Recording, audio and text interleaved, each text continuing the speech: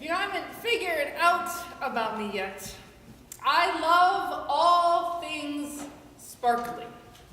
My mother, when I was growing up, used to say that I'm part magpie, which is a bird that builds its nest from all the shiny trash that it finds all over, like the tapes that it comes out and glitter from the Christmas trees.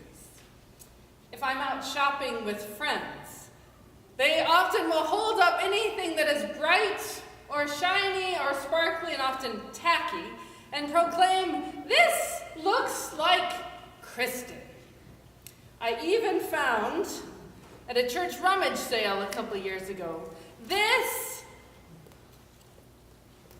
bright and sparkly vest, which truthfully I think is a little bit tacky. Here's what it looks like. It's truthfully a little bit tacky, but when I saw it, I just couldn't leave it behind. It was so shiny, and all of these beaded sequins were just calling out my name, and it cost like 50 cents, and so I just had to have it. I would probably go crazy, though, along with all of you, if everything around us sparkled and shined. My eyes would probably cross in front of me, and my brain would spin in circles from a constant assault of twinkles and flickering reflections of light. It'd be too overwhelming and kind of off balance, even for those of us who love everything sparkly. But today, on one of the bleakest and coldest days of the year outside, the church today becomes a celebration of flickering madness, of dazzling arrays, and of blinding lights. For today, the sparkles burst forth in the overwhelming glory of God revealed in Jesus the Christ as he climbs up a mountain, and it's changed. And his clothes become dazzling white, and he in his own body becomes luminescent.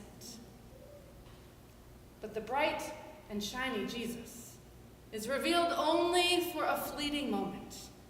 And as soon as we see the flashes of light coming from him, they are gone. As if God knows that we couldn't handle all of that divinely shining revelation of God. I was told when I bought this vest at that church rummage sale that I couldn't wear it while I was preaching, because no one would be able to pay attention to anything but these sparkles coming off of my body and off this tacky vest. Perhaps that's why we only get a fleeting glimpse of the dazzling brilliance of God's glory. Otherwise, we wouldn't be able to see Jesus beyond the sparkles. We would be so overwhelmed by the brilliance that we might just run away in terror if we got more than a peek at God's glory. So that's all that we get today on Transfiguration Sunday. A peek, a tiny, tiny peek at God's glory. At least until the days when God's glory will finally and ultimately be revealed, and we won't flee away in terror. Last week, you heard how Jesus fed 5,000 men plus women and children from 5 loaves of bread and 2 fish. Ever since Jesus called his disciples to follow him, they've seen him heal a sick woman, cast demons out of a possessed man, walk on water, and even teach them how to talk to God. And they have basked in those growing crowds who have now started to come and follow Jesus everywhere he goes, who always ask for more, who believe that he is the Messiah who's been promised to save them from their suffering, and who will be a new king to trounce their enemies and will magically make everything feel all right.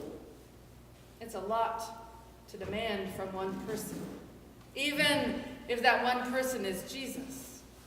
It almost seems as you follow Jesus' life with these crowds, that those crowds, as well as the disciples, have started to turn Jesus into some sort of magic wish-granting genie instead of the Son of God. So after bluntly telling his disciples that his mission is not one of fame or of popularity, but that his mission will lead to the cross, to suffering, and into the pain and the violence that still overwhelms our world today, Jesus takes 3 of his disciples and heads up a mountain, leaving behind the celebrity of the crowds, and walks into the presence of God. But when he gets up on that mountain, something miraculous, amazing, and unbelievable occurs. Maybe it's normal to happen for Jesus when he jaunts up on a mountain. After all, it's on mountains where people usually meet God, but I don't think the gospel that we heard this Sunday is a normal occurrence even for Jesus. For on this special day, just as Jesus is beginning to shift his direction and head to the cross waiting for him in Jerusalem, something else shifts within him, and the glory of God that has been hidden away within him comes bursting out.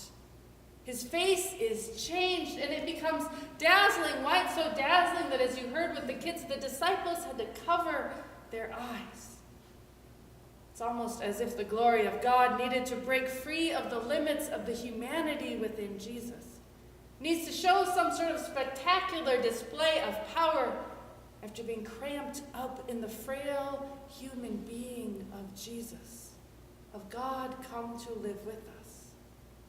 And on this glorious celebration day up on the mountain, Jesus virtually pulses with the energy of life shining out of him. In the presence of all of that dazzle, in the presence of God fully revealed in Jesus, we become severely inadequate. We might be confronted with his sparkles and want to reach out and touch his glory, hopeful that a little of it might rub off on even just our fingertips. We might hope to be near him, to be in the presence of someone who shines so brightly he glows, as if he is the spark of life itself. But in that same moment when we want to reach out and touch his glory, we often tend to turn ourselves away as well, shutting our eyes to block out the light like the trembling disciples, in our attempt to keep ourselves often hidden away from God's light. Afraid that if we get too close to all his dazzle and all his glory and luminescence, our true selves, who we often hide away, will be revealed. And such fiery light will burn our all too frail human fingers, and we will be found wanting when we are finally and fully in God's unavoidable presence. And so on this Transfiguration Sunday, on any of those days and moments when we realize that we are in the presence of God, we often become like a moth circling a flame, wanting to flee away, to keep ourselves hidden from this light that threatens to shine in all of our ugly and dark places, but also drawn even closer, inexplicably, to the light of Christ, precisely because it shines brightness into our darkness, because it clears away the shadows and renews the light of life within us. God's glory, shining forth from Jesus the Christ, the one who seemed so human and so fragile, laying in a manger just a few months ago, now shines radiantly and frighteningly as God with us. It's a bewildering and shocking sight if we were to witness it. And there are no words, no actions, nothing for us to do in response, except to try to keep our eyes and our ears and our warmed in the light skin open and behold the glory of God with all that we are. No wonder Peter, who's always blurting things out, but who on that mountain blurts out something about building tents and houses before he even realizes his lips are moving.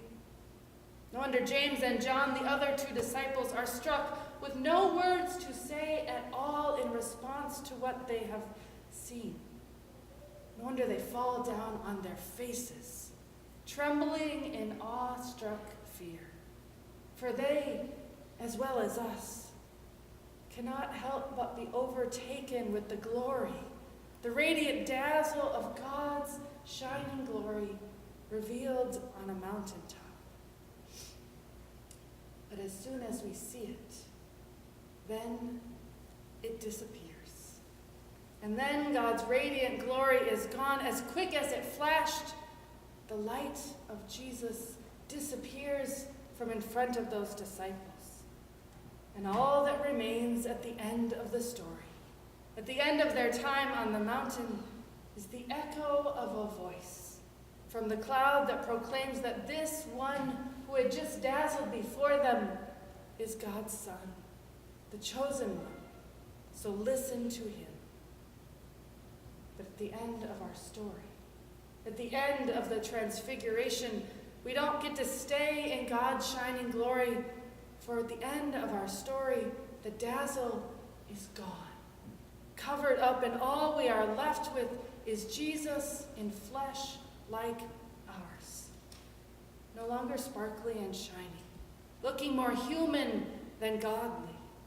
And if the blazing image of his luminescence wasn't burned on our retinas, if the glow wasn't still radiating off our skin like the suntan that I still carry from the sun shining on me in Ghana, we probably wouldn't even believe that the man standing before us on that mountain, the man who walks into our lives and into the pain of this world, is God, instead of a crazy, wandering preacher.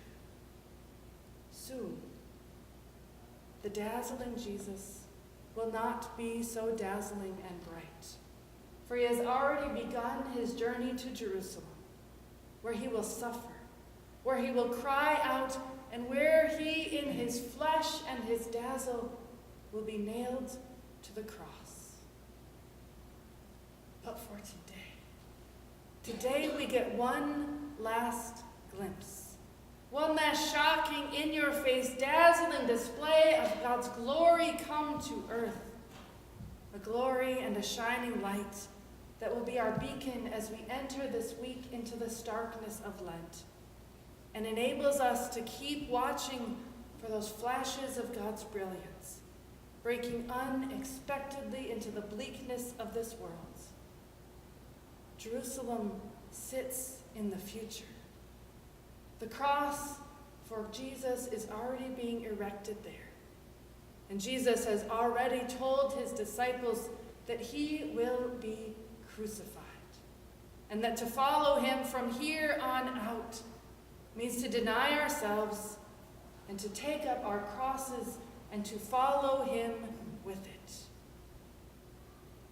For now, after this mountaintop experience, Jesus seems ready and determined to head to that cross, standing on a very different mountain. A cross where God's glory will again be revealed. Not with a dazzling display of light, but in the suffering and death of Christ on the cross.